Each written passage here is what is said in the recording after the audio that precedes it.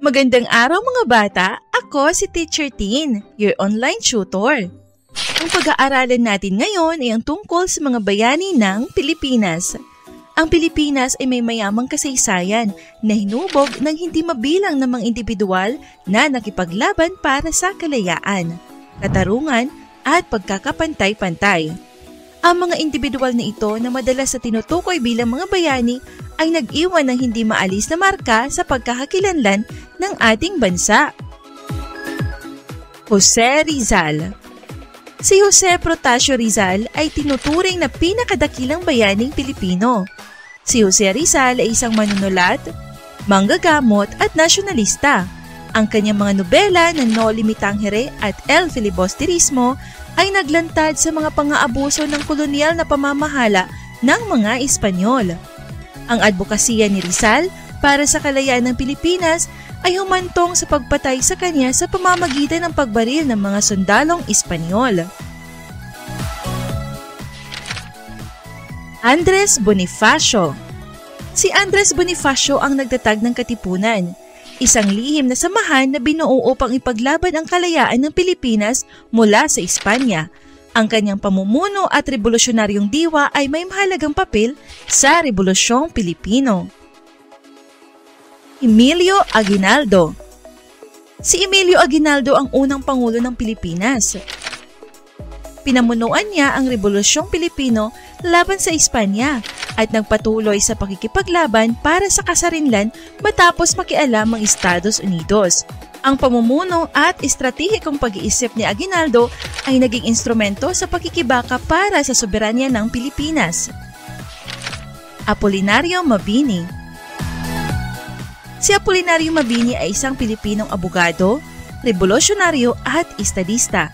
Sa kabila ng pagiging paralisado, si Mabini ang nagsilbing utak sa likod ng Rebolusyong Pilipino.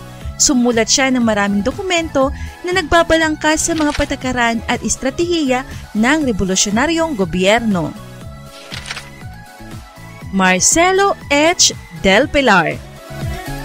Si Marcelo H. Del Pilar ay isang Pilipinong mamahayag, abogado at politiko.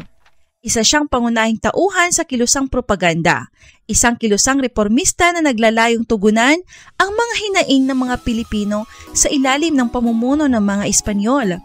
Ang mga isinulat at aktivismo ni Del Pilar ay nakatulong sa pagpapamulat sa kalagayan ng Pilipinas. Graciano Lopez Haina. Si Graciano Lopez Haina ay isang Pilipinong mamamahayag, manunulat at mananalumpati. Isa siya sa mga tagapagtatag ng kilusang propaganda at may mahalagang papel sa pagtataguyod ng mga reforma sa Pilipinas. Ang matatalinong talumpati at sulatin ni Haina ay nakatulong upang makakuha ng internasyonal na suporta para sa layuning Pilipino. Juan Luna. Si Juan Luna ay isang Pilipinong pintor na nagkamit ng internasyonal na pagkilala para sa kanyang mga obra. Ang kanyang mga pinta ay madalas na naglalarawan ng mga eksena ng kasaysayan at kultura ng Pilipinas.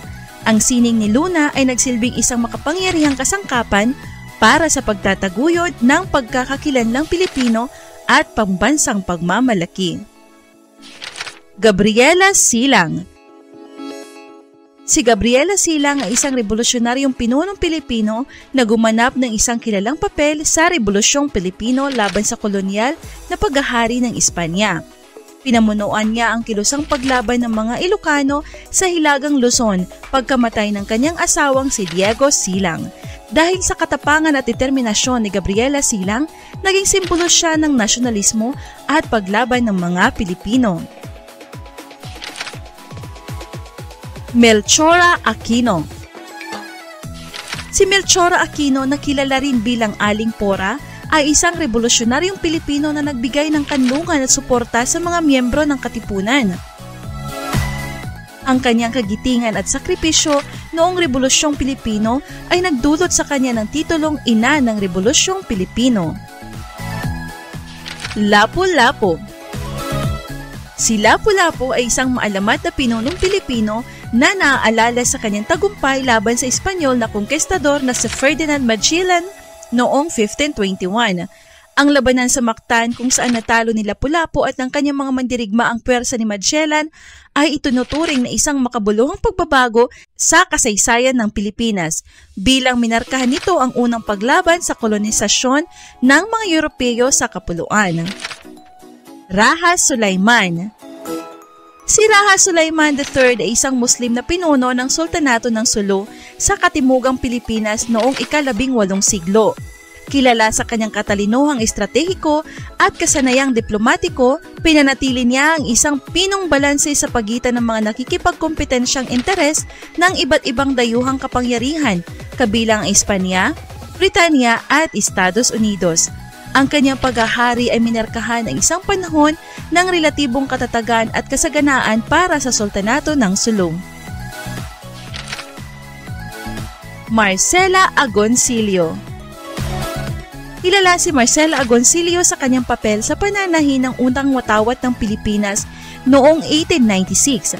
Kasama ang kanyang anak na babae, si Maria at isang mananahin na nagngangalang Trinidad de Leon, maingat na ginawa ni Agoncillo ang disenyo ng watawat na may puting tatsulok at gintong araw. Ang iconic na simbolo ng kalayaan ng Pilipinas ay tinaas sa paglaon sa proklamasyon ng unang Republika ng Pilipinas noong 1898. Ang mga bayaning ito ay kumakatawan lamang sa maliit na bahagi ng hindi mabilang ng mga individual na nag-ambag sa mayamang kasaysayan ng bansang Pilipinas. Ang kanilang katapangan, sakripisyo at di natitinag na espiritu ay patuloy na nagbibigay inspirasyon sa mga henerasyon ng mga Pilipino na magsikap para sa magandang kinabukasan. Sa pamamagitan ng pag-aalala at pagpaparangal sa mga bayaning ito, masisiguro nating mabubuhay ang kanilang alaalang pamana at patuloy na humuhubog sa landas ng bansa. Maraming salamat sa inyong pakikinig hanggang sa susunod na aralin.